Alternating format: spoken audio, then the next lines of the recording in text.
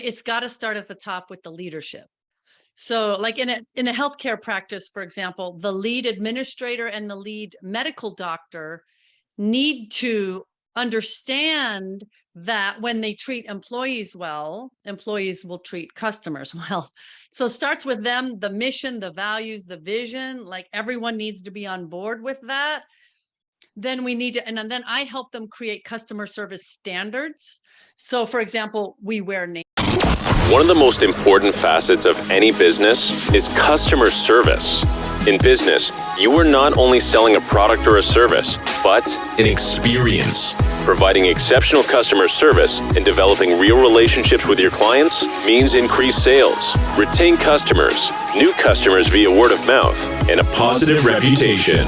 You're listening to the Focus on Customer Experience podcast. Benjamin Del Grosso gives you the ins and outs of one of the most underlooked aspects in business today. Improve your customer service and watch your business skyrocket. 2, 1.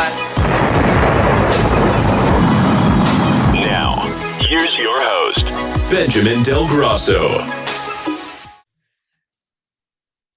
Hello and welcome to the show.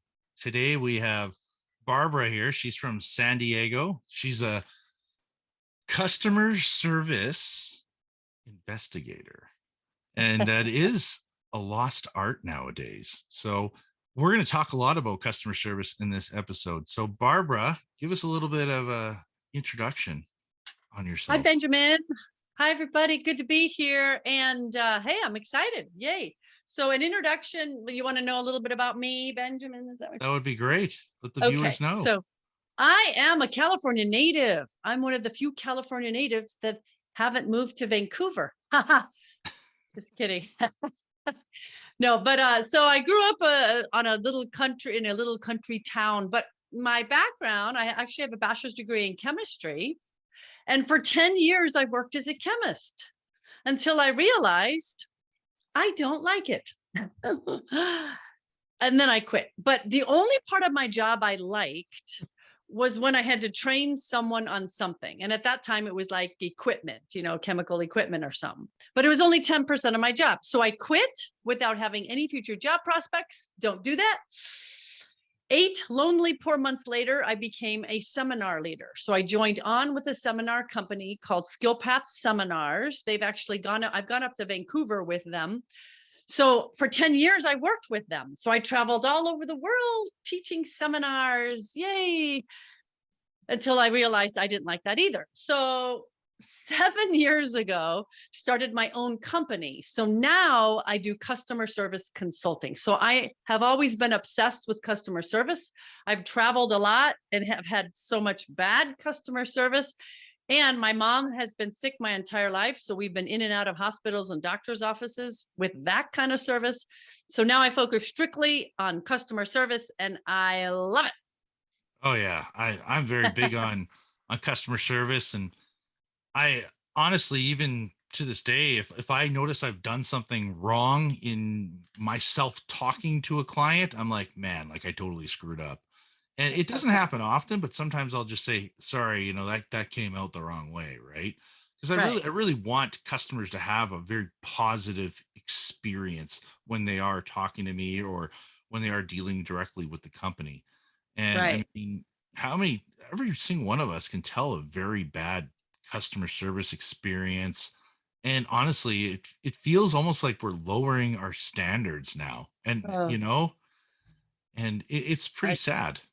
It is pretty sad. But what I like about customer service is that, companies always want to know, how do I separate myself from the competition? I've got a lot of competition, doctors' offices and restaurants and hotels. And they're like, oh, I need to get a marketing team and I need to get the latest technology.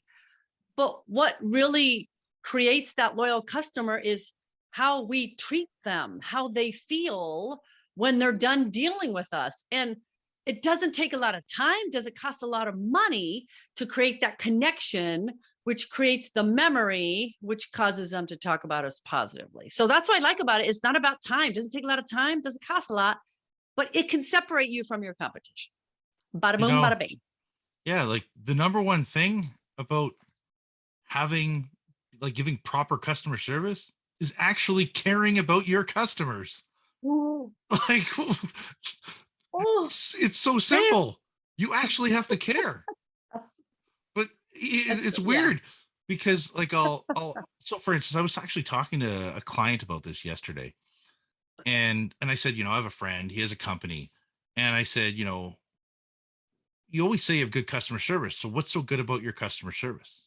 And you know what he says to me? He goes, well, I give everybody a good price. Right. I was like, Oh, okay.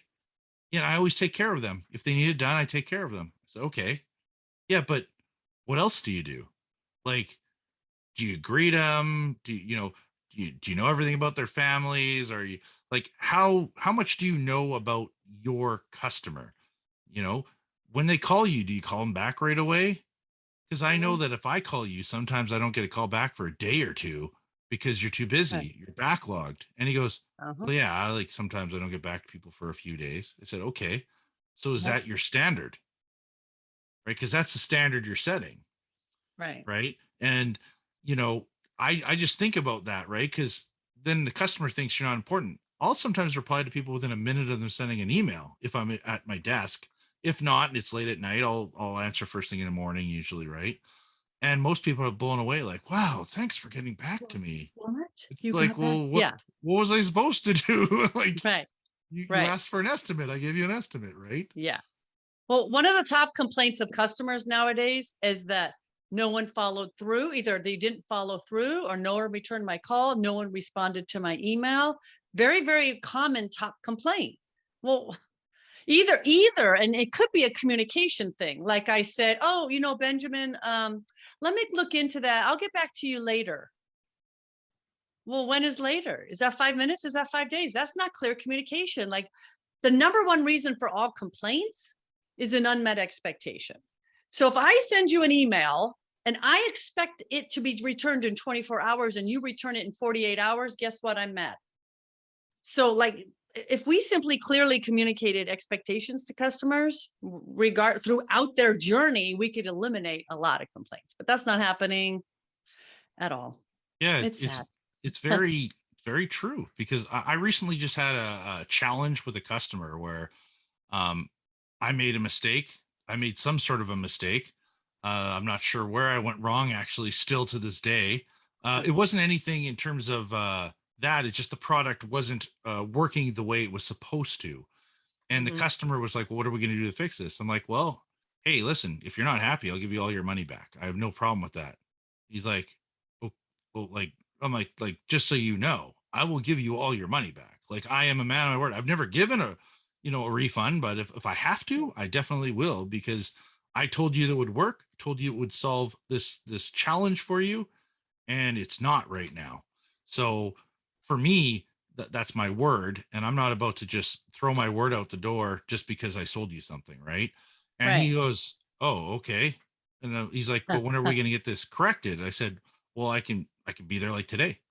Oh, okay. Really, like that quick? I'm like, well, yeah, like I take care of my customers, right? Like if I can be there today, I'll be there today. If I can't, I'll let you know I can't be, right? Because it's not Right. 911, your vehicle won't start or something like that, right?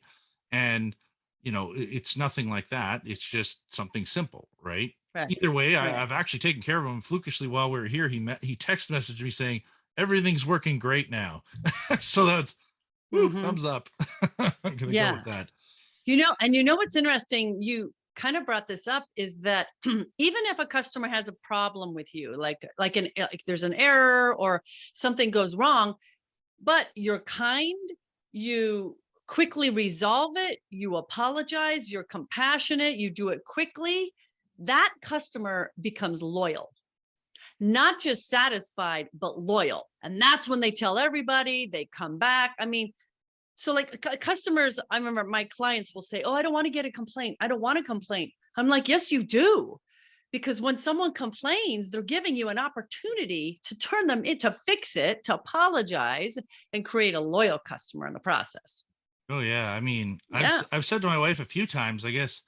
So I do these personalized video thank yous. So every client gets a Oh, I love personalized video those. thank you, right? So and I say, But it's like, sooner or later, someone's probably not going to give you a good review, right? Because maybe you thought it went well, but it didn't, right? I go, well, Yeah, to me, that's a learning moment, right? And she's right. like, what do you mean? I'm like, well, it'll just mean that I'll learn from that. I'll know what I did wrong. Maybe I said something wrong. Maybe I told them it did a certain feature that it didn't. You know what I mean? At the end of the Hmm. day, I'll learn from that challenge and grow because it'll Hmm. happen to somebody else. That's And right. you have to listen to your customers.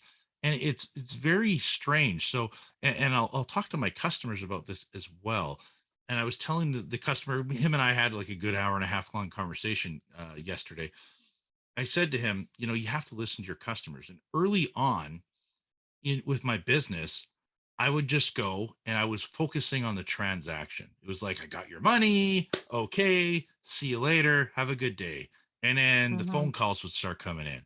How do I pair my Mm. phone? How do I download a video? How do I do this? And I would just like, well, the instructions are there and I'll walk you through it over the phone. Right. And I'm like kind of doing it while I'm talking and working. And really, it wasn't a good customer experience. And then it was Right, like a light bulb went off. What am I doing? I'm just focusing on the transaction. Amazon can do that. So right. why am I trying to be like Amazon? I need to focus on being different. So I started Hmm. realizing I need to spend time showing them how this works before I leave. That way there isn't these conversations happening. It's not that I don't Hmm. want them to call me. It's that they're already saying something to me. I don't know Right, how it works. You were here, you could have showed me, but you didn't, right, right? And right, it was just me going, okay, I screwed up. I got to do this better, right. right? Yeah, So you just got to listen to your customers, but a lot of right, people won't listen to their customers. right. Exactly. And I think what you said too is important is we're good. A lot of customer service agents and companies, they're good at the being efficient. Like I go to a doctor's office. Oh, name, medical record. Please have a seat. Okay, go get your shot. Like they're good at processing people. Yeah. But like, I'm a human being. Like I want someone to care about what I'm buying or purchasing or why I'm here. But we're forgetting that. Like we I don't know if we're hiring the wrong people at front desk positions or we've lost it as a society, but I want to bring back the human component. Like you said, like listen, be present, be compassionate, and they'll remember you. But we're processing people. Yeah. Next. Well, you think about a bank, right? So we used to Oh, bank at a certain bank for many years. And then something happened and I always had to go to this one bank because our business dealt with it where I worked. And they were always so friendly and weather's nice outside today and they're like, are you planning anything special? Right? They just and I go, well, I'm going to Mexico. Oh, really? Where are you going? And they start yeah. talking to me. I do no business with them. I don't even spend a dime with this bank. And then I went to another one of their branches and I was like, wow, like this is amazing. I don't even want to deal with my current bank. I moved everything over just because of how they did business, how they Right. talked to me. And then kind of Yeah. COVID, I think, kind of killed that for a lot of businesses, unfortunately. Now it's Yeah. like a lot of businesses are afraid to even have a conversation with you, I which know. is sad. But Yeah. I mean, I have noticed that some places have like literally transitioned back to the way they were because I think the upper management said, hey, listen, like we're past this. We need to get back to how we used to do it. People are coming back in the stores. We got to start talking to them again. We got to have those Yeah. conversations. And yeah, that's why I like doing business with certain companies because I like having that conversation, a little chit chat back and forth. And you know, sometimes I'm closed off, but it is Right. nice to have those Right. conversations. Right. Exactly. And then like think, what do customers think if you remember that, oh, last month they went to Italy. And then you say, hey, how was your trip to Italy? What do customers think? Oh my God, oh my gosh, I feel special. Like I'm not being processed. I Yeah. I'm my own person. I mean, like little things are meaningful. It's simple. Well, and that's like, because I know you deal with doctors and that kind of stuff, uh, right? So yeah. I've had a doctor in the past that used to do the whole like, how's your mom feeling? I know she was really sick back then. Is she good now? We haven't seen her for a while. Like, oh yeah, she's really good. And they have that little small talk because it's Hmm. a family doctor, right? And then I've noticed Right. that some of the doctors you go to, they just kind of do the whole, you're here, okay, cough, okay, yeah, Right. okay, here you go. Go and pick this up at the whatever, and call me in a month if you're having any challenges, right? And like, there's no emotional element, there's no personal conversation. Like, I understand that, like, they do have a bit, they're a business they're running, but are you building a relationship that where you want people to keep coming back, or are Right. you just trying to be like running a transactional business? Right. And here's another thing too about healthcare, which I think is interesting, is when doctors are very um, process oriented, when they just ask those questions, guess what? Patients don't share everything. They're not going to tell you. You don't find out they're drinking too much alcohol. Like, they're not going to tell you that, or that they can't. They have like incontinence issues, or like, and so then their health outcomes are actually exacerbated because the doctor doesn't spend a little bit of time getting to truly know them. And it's a problem, right? Because they're going into the ER. ER costs a lot of money. Wait, so it, there's long-term impact on that. So Oh yeah. yeah. Oh, I recently had to go in for a procedure to the hospital, and they get you in there, and it's all the questions about COVID, and then go take a seat, right? Mhm. They give you your Yep. bracelet or whatever, right, with your name on it. But there's no, like, how's your day? Nothing. There's No, no, zero small talk. But then when I no. got into the bed, right, because they're just going for like a routine procedure or whatever, right? And there's this older lady, and she was just like talking to me, how's your, do you have any kids? And she just started, I think it was the point where she wasn't doing her job, right? Because she was like, they're like, what her name was, Sherry, we need you, or something like that, right? It was like, but I was like, man, it was just good because she was being very personable, and Right. just talking, and it's a standard procedure. I'm like, yeah, and I've had it before, actually. It's a follow-up again, right? She's like, oh, okay, and just talking about everything. Hopefully they find everything. And then when I got out, she did the whole, like, well, hopefully you get your answers that you need, hopefully everything's good. And meanwhile, I'm still all groggy from all Right. Right. whatever. But it was the fact that Right. she was still trying to be very personable, right? That's And right. to me, it's almost like a lost art. Like, I've found a few places to go to, like a coffee place, and there's people like just go above and beyond. And it's like, Uh-huh. I wish I could just hire that person right now, because I think it's I like embedded in know. their blood, right? Like, Right. I think you're right. Some people, and that's why I said earlier, maybe we're not hiring the right people, but some people are people, and they're born to help and to serve, and other people are not. And I don't know if we have the right people in the right positions all of the time. Because it is a skill, right? And what I heard too is with the whole mask thing, a lot of people are like to wear the mask because they can hide. They can hide behind the mask. They don't have yeah. to smile, or so they think. Some aren't even brushing their teeth, I heard. I don't know. But yeah. So I'm glad we're getting away from a lot of Oh, the mask wearing, it's but it's no different than this, right? oh my People hiding gosh. behind the phone, doing Yeah, Facebook, Instagram, all that. You don't that's really right. know who they are. They got a fake profile picture, right? So, that's no different now. Now they have a mask that they can walk around in public with and hide behind now too, right? No, no, That's I right. understand some people want to wear it because Yeah, they yeah, feel yeah. I safer with get it. that. But at the same time, it's, yeah, like you said, it's another element for people to hide behind instead of them. Yeah, yeah. It's interesting. Connecting. It is very interesting. So what is it like, you're obviously dealing with or working with like medical facilities, or are you trying to instill how to build that customer service environment, how to build that kind of relationship building? Yeah, so I do a lot of people skills training. So, but it's kind of like what you and I talked about earlier, Benjamin, is it's got to start at the top with the leadership. So, like in a healthcare practice, for example, the lead administrator and the lead medical doctor need to understand that when they treat employees well, employees will treat customers well. So it starts with them, the mission, the values, the vision, like everyone needs to be on board with that. Then we need to, and then I help them create customer service standards. So for example, we wear name badges, we'll introduce ourselves, we greet people with a smile. So all people skills kind of stuff, but you create a standard for it that you can hold people accountable to. So I kind of go into practices and companies and I help create that whole system. Yeah. So you try and get them talking.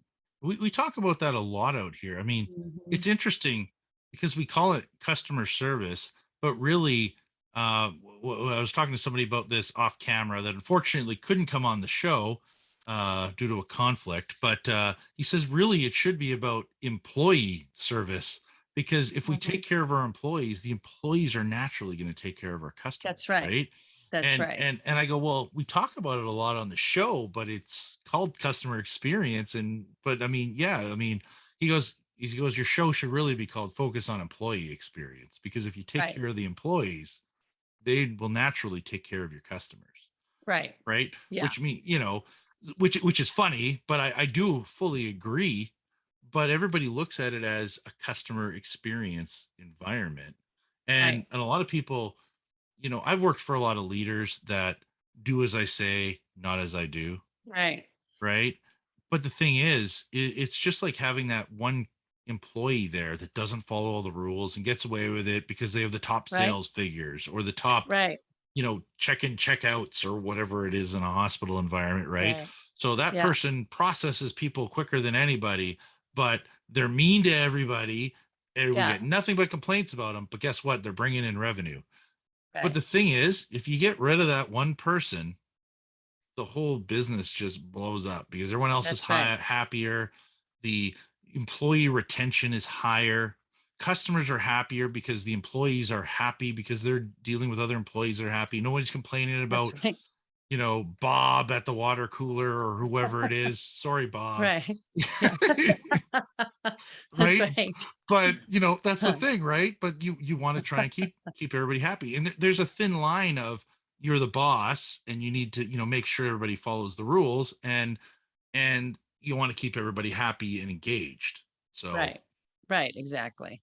Yeah. So I worked with a big medical group here in Southern California. I can't tell you their name, but they had 19 different buildings, something like 3,500 employees, and their service was all over the place.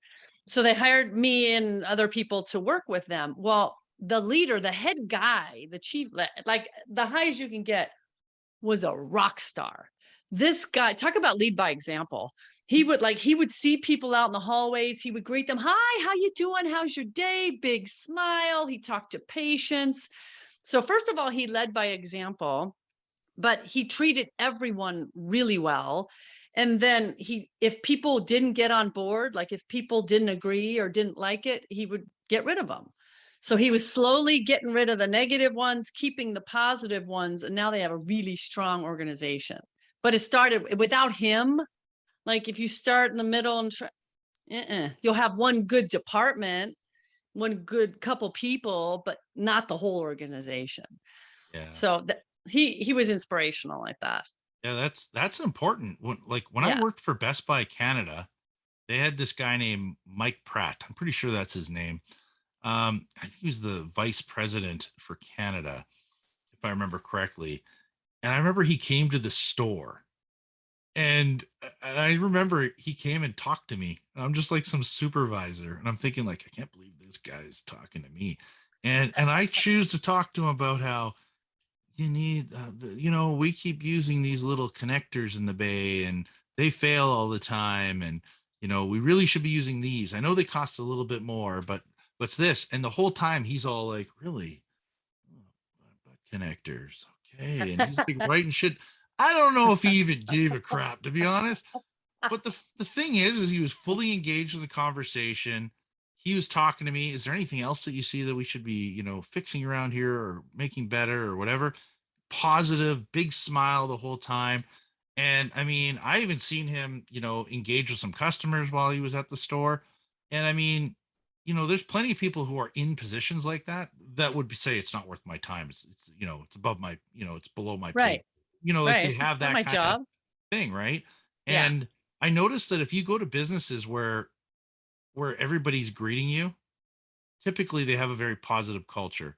And if you go to Hmm. a place where like no one will talk to you and they walk by you like you're not even there, instead of Right. saying, "Hey, what are you looking for?" Well, I was looking for Yeah. tape measures. Oh, they're actually in aisle 5. Can I walk you over there? I'll show you. We Right. actually have a whole bunch. Oh, Right. wow, really? Okay, Yeah. sure. Yeah, let's go over there. Right? But Right.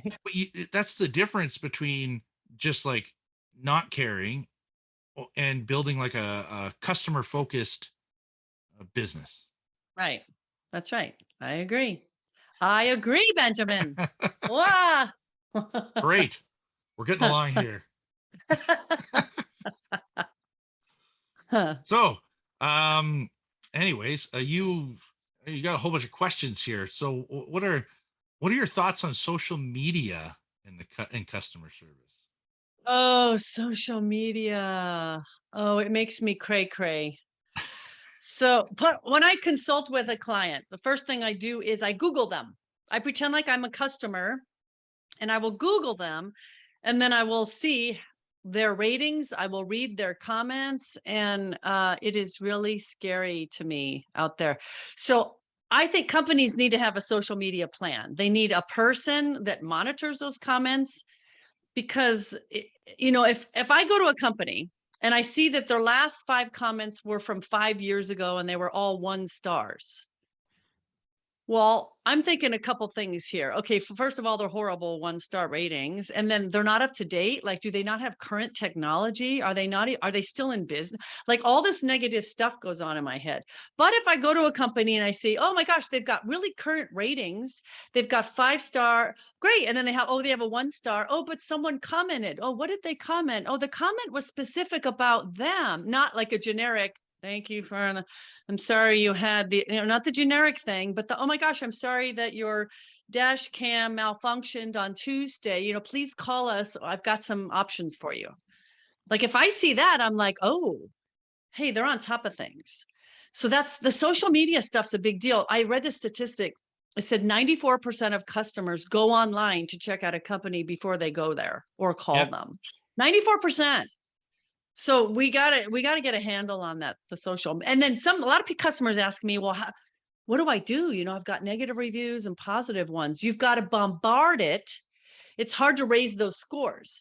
So you have to bombard it with positive comments. You have to actively seek out people to please give us feedback. Please tell us how. You need to ask them. You've got to bombard it with the 5 stars so that the ones and the twos are less impactful. But it's Yeah. a No. strategy, right? Yeah, Yeah. I have one 3-star review from early on when I think I was focusing on the transaction. The first, because I was talking about that earlier, but probably the first 6 7 months of the business, I was focusing on the transaction, which means, I wasn't really asking sometimes the proper questions. And I was like, yeah, of course it'll do that for you. Right. Now I'm very cautious. Like, if you want this camera to record 24 hours a day, it's not going to do that unless you have a power cell. It's not going to do that. I focus more on the education than I do on the money. Right. And so now that's gotten rid of it. But yeah, on that 3-star review, all the person did was a 3-star.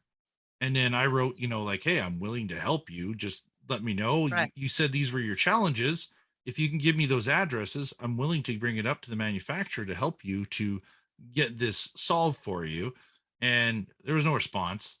But I mean, either way, I actually had a whole bunch of clients like, what's the deal with that person who give you a 3-star? Because we see you have lots of 5 stars. And I go, well, just sometimes people, aren't happy. Right. And Right. part of it, Yeah. part of it, I felt like it was my fault. The other part of it was, there was communication on the other side from the customer, right? But Right. at the same time, that's all part of like building, a customer focused business. Right. And I mean, even that customer that I was telling you about that I talked to the other day, he said the reason why I went with you is because I read your reviews, and your reviews, I just wanted someone like that with what people are writing reviews about you, right? I was like, Right. oh well, cool, thanks, I appreciate that, right? Exactly. I And try people hard.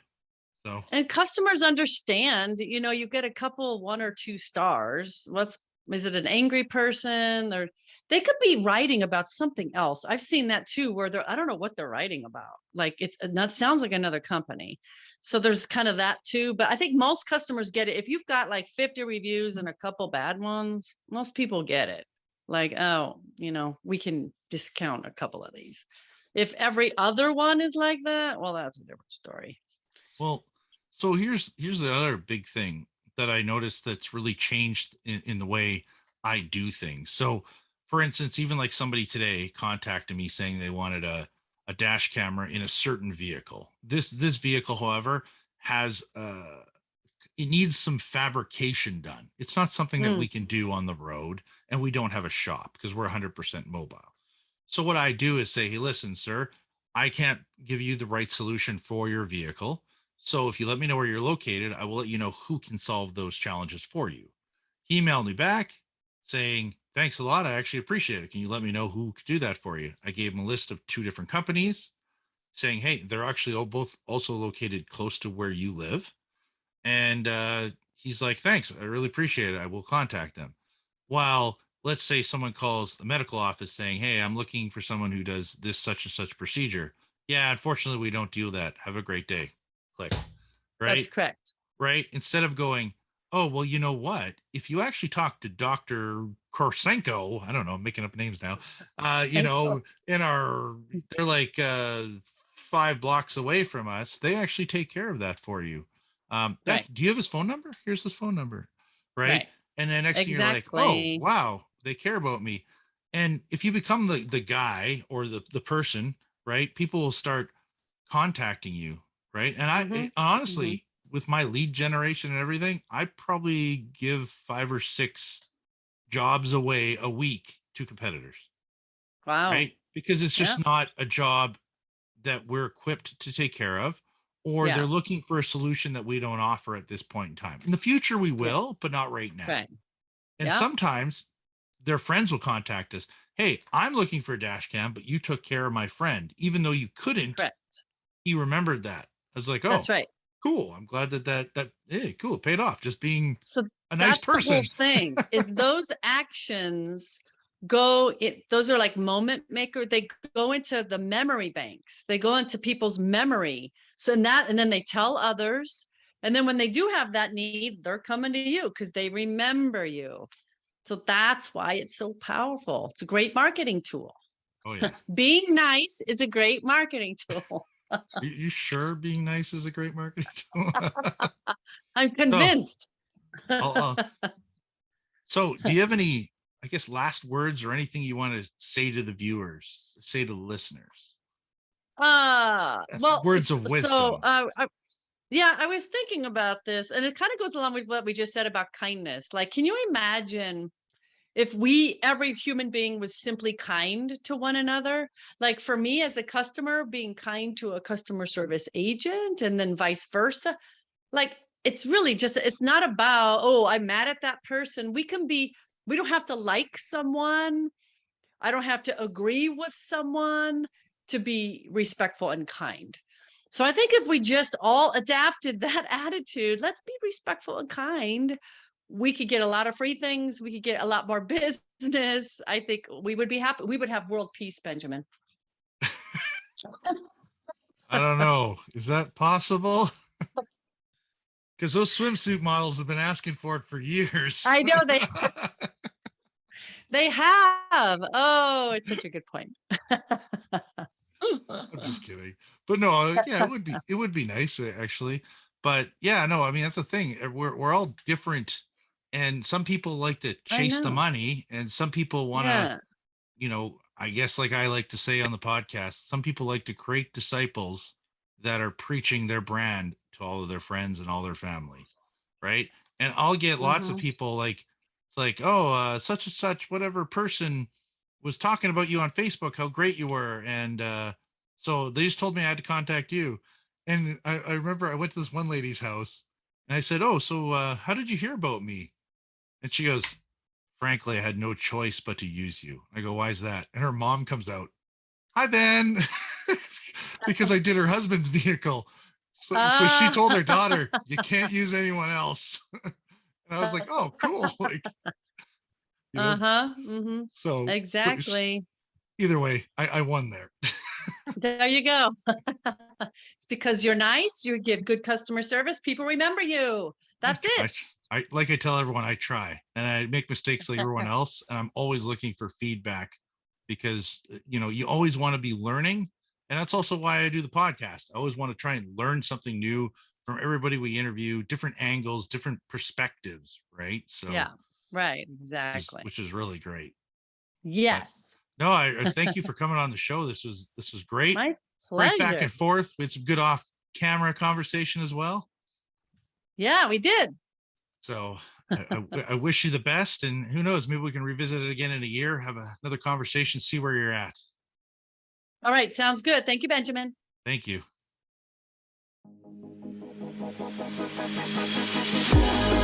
Thanks for listening to the Focus on Customer Experience podcast. Be sure to subscribe wherever you get your podcasts so you never miss an episode. For more information or to connect with Ben, check out Benjamin Del Grosso on LinkedIn, at Safe Drive Solutions on Instagram, or www.safedrivesolutions.ca online. We'll see you next time.